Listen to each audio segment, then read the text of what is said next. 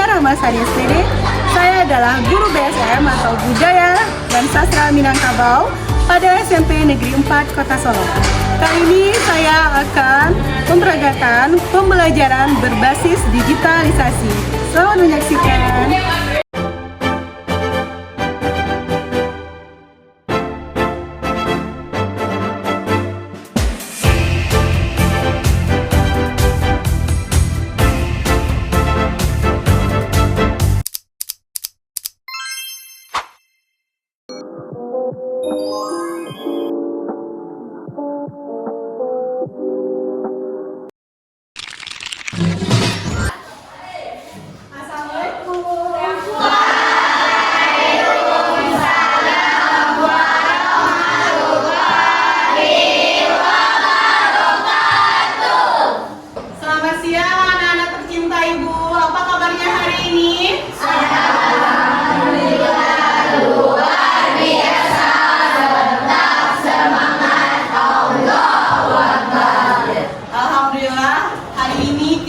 Kembali bertemu pada kesempatan hari ini dalam mata pelajaran BSM.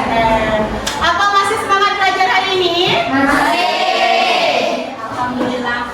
Dan Ibu mau cek dulu kehadiran Ananda semua. Cahaya Jenny Putri, Giovanno, Ratu Jasmine, Suci Dwi Putri, hadir Miss. Baiklah, tadi Ibu udah cek absensi juga, jadi ada satu teman yang sakit ya. Sekarang kita masuk bab baru ya, bab 2. Anda bisa buka di Chromebook-nya, ada materinya. Tapi sebelum baca materinya, mohon perhatikan dulu di depan. Ini bab 2 kita itu asal-usul wilayah dan filosofi Minangkabau. Bisa dilihat kan materinya di Chromebook? Bisa. Baiklah, sebelum kita masuk materi kita, Ibu membacakan dulu tujuan dari pembelajaran kita hari ini sehubungan dengan materi kita. Yang pertama yaitu melalui pengalaman belajar yang mana secara konseptual peserta didik dapat menjelaskan asal-usul wilayah Minangkabau. Sedangkan capaian pembelajaran kita kali ini yaitu yang mana menjelaskan asal-usul Minangkabau, menjelaskan pengertian wilayah Dare dan Rantau. Apa yang Anda ketahui tentang asal-usul wilayah Minangkabau? Ya, pertemuan antara dua sungai. Apa lagi? Atau asal-usul orang Minang ini tepatnya dari daerah mana? Tepat di daerah Tanah Datar di mananya? Bukan asal-usul orang Minangnya ya. Wilayah Minangkabau atau yang sekarang kita tinggali Sumatera Barat. Ada yang tahu kira-kira? Pagaruyung. Jadi kita berasal dari kerajaan Pagaruyung. Pagaruyung merupakan salah satu kerajaan yang ada di Minangkabau. Siapa yang di sini udah pernah berkunjung ke Istana Pagaruyung? Udah pernah? Ada yang belum pernah? ada. Kalau yang belum pernah nanti kita jalan-jalan ke sana ya. Nanti kapan-kapan. Di Minangkabau daerah itu ada dua. Ada yang tahu? Udah dengar? Dare dan Rantau. Apa itu Dare kira-kira? Atau daerah kawasan mana yang disebut Dare? Kawasan ini yang berada di Tanah Datar, Tanah Ragam, Tanah Ragam. Ya, Tanah Datar Agam 50 disebut dengan Dare. Kenapa mereka disebut Dare? Karena berada di pedalaman, ya boleh juga. Nah, gimana kalau daerahan kayak kita nih di Solo, Padang, apa lagi? Si Junjung, Damasraya, Pesisir Selatan. Nah, itu disebut daerah apa?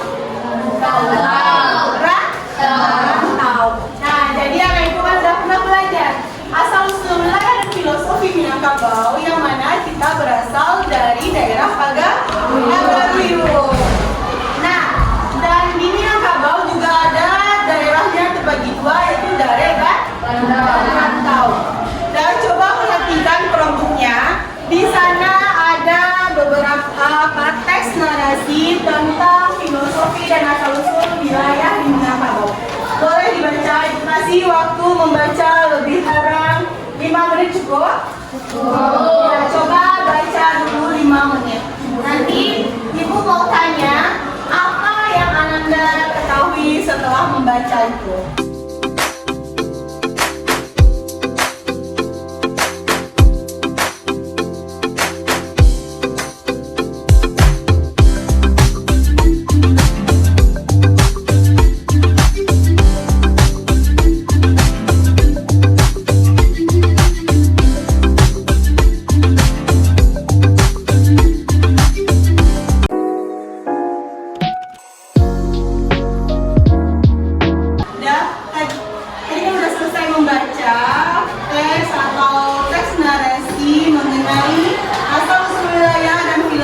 Minangkabau pada kelompoknya.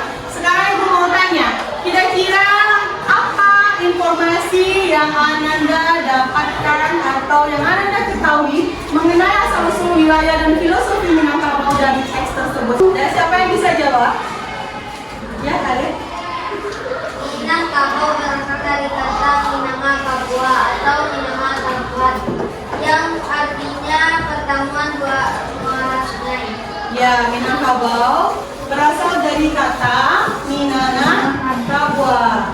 Ya, kira? Daerah Minangkabau terdiri atas dua kawasan, yaitu Apa aja? Dare dan Rantau. Dare dan Rantau. Apa itu Dare? Dare adalah kawasan inti pada pedalaman atau dataran tinggi, tepatnya di sekitar Gunung Merapi. Ya, kalau Rantau Rantau adalah kawasan yang mengelilingi kawasan inti.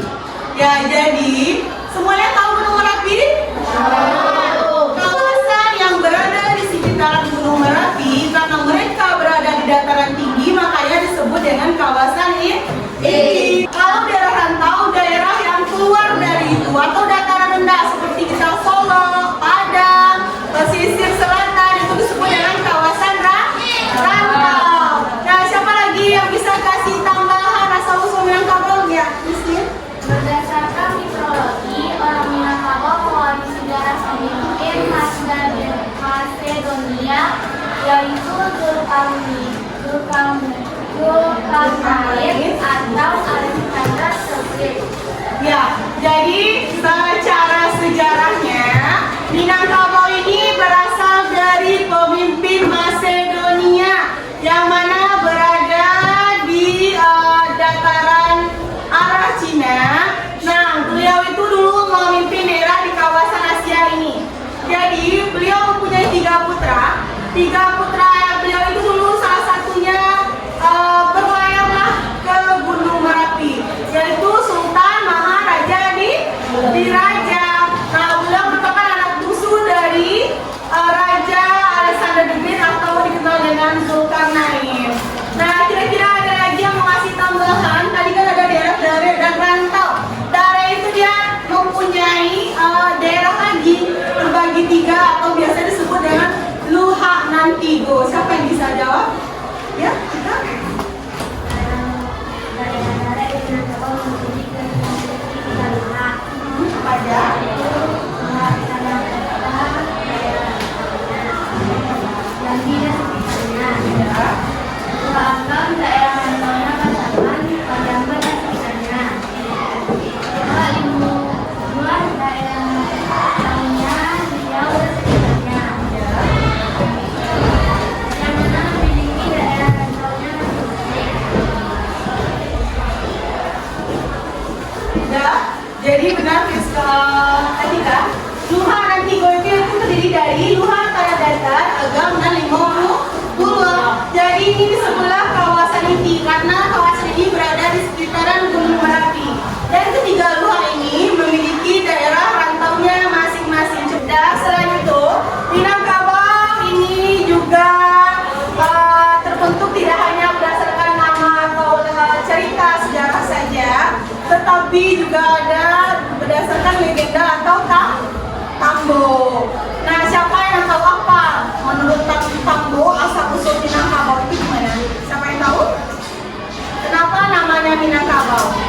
Dan coba cek di Chromebooknya, coba cek di classroom Ibu, ada di bagian bawah video YouTube mengenai asal-usul wilayah Minangkabau atau asal-usul nama Minangkabau. Boleh diputar videonya.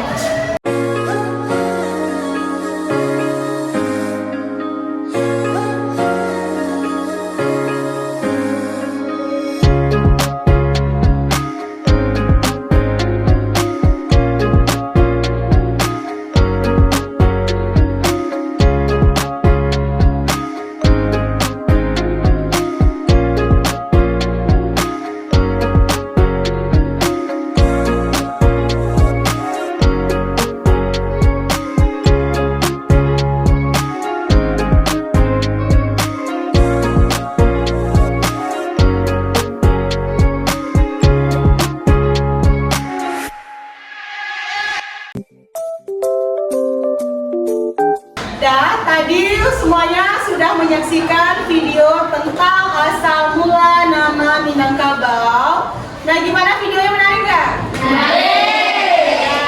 Nah, sekarang Ibu mau tanya, kira-kira apa yang melatar belakangi daerah kita dikasih nama Minangkabau? Dari mana asal-usulnya? Ya, saya lihat boleh? Asal-usulnya dari adu kerbau antara kerajaan Majapahit dan Pagaruyung dalam mempertahankan wilayah.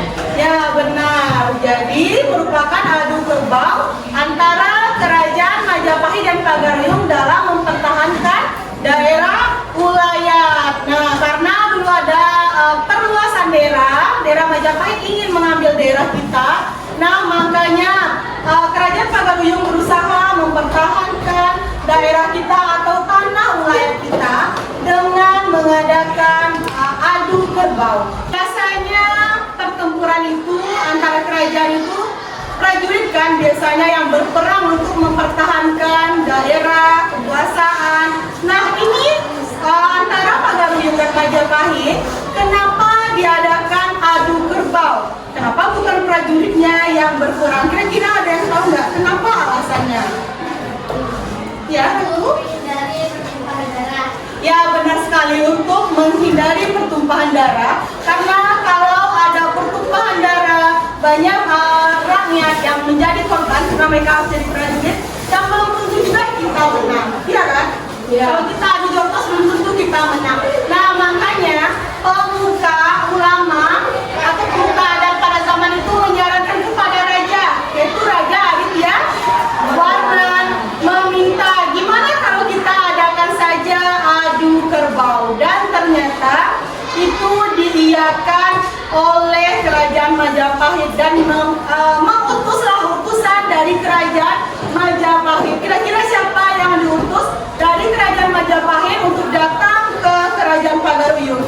Dan siapa juga kira-kira yang menyambut kedatangan itu? Nah, ada loh patinya, siapa yang tahu? Ya, Nugi? Pati Gajah Mada. Kalau dari Pagaruyung siapa yang wakilnya? Ya, dari Pagaruyung Pati Sewatang, dan dari Majapahit yaitu Pati Gajah Mada. Nah, sekarang sebelum kita lanjut lagi, nah, Ibu mau, anak-anak Ibu tadi udah nonton video. Sebelumnya kita juga udah baca narasi tentang filosofi wilayah Minangkabau. Ibu juga udah ngasih pengarahan. Nah, coba lihat lagi di bagian bawahnya. Di sana ada tugas, yang mana tugasnya yaitu menceritakan kembali mengenai asal-usul wilayah dan nama Minangkabau dengan kata-kata Ananda sendiri menggunakan Google Doc. Nanti tulis di Google Doc, linknya bisa dikirim ke Ibu. Tulislah berdasarkan apa yang sudah kita pelajari hari ini dan dari apa yang sudah Ananda baca dan Ananda saksikan di video. Setelah menyelesaikan tugasnya nanti, kita akan diskusi sebentar. Bisa?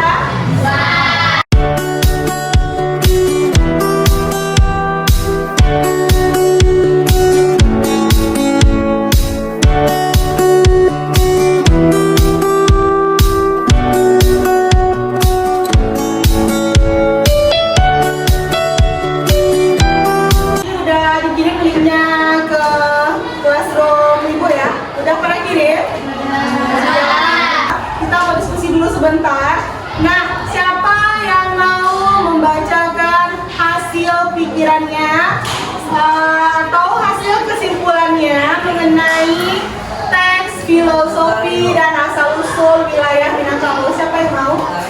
Ya, silakan. Baiklah teman-teman, saya akan membacakan kesimpulan dari teks tersebut dan tadi. Minangkabau berasal dari kata Minangkabau atau Minangkabuan, yang artinya pertemuan dua muara sungai. Sedangkan dalam Ungkapan Raja Kasai disebutkan asal mula Minangkabau berasal dari kata adu kerbau antara utusan kerajaan Majapahit, yaitu Pati Raja Mada, dan utusan kerajaan Pagawiyang, yaitu Pati Suatang. Terima kasih Nugi. Kasih tepuk tangan. Bagus sekali.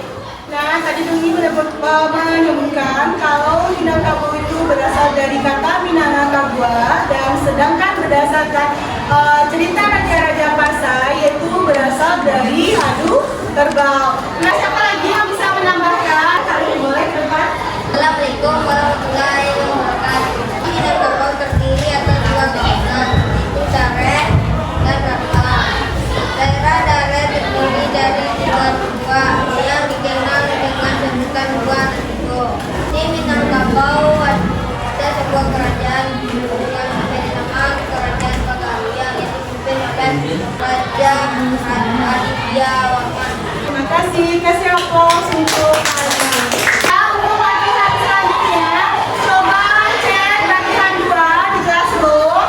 Kerjakan latihan itu yang mana instruksinya. Centangkan jawaban atau pernyataan yang benar sesuai dengan perintahnya di atas. Dari pelajaran kita hari ini, yang mana tadi kita sudah melihat video dan juga membaca teks dan melakukan latihan di Classroom kita. Nah, sekarang kita mau naik kesimpulan dari pembelajaran kita dengan bab 2 temanya yaitu asal usul wilayah dan filosofi Minangkabau. Yang tadi kita ketahui Minangkabau berasal dari kata Minangkabau, dan juga secara cerita Tambo Minangkabau itu berasal dari adu kerbau. Secara mitologi nama Minangkabau atau orang Minangkabau juga berasal dari keturunan Raja Masedonia yaitu Alexander the Great atau dikenal dengan julukan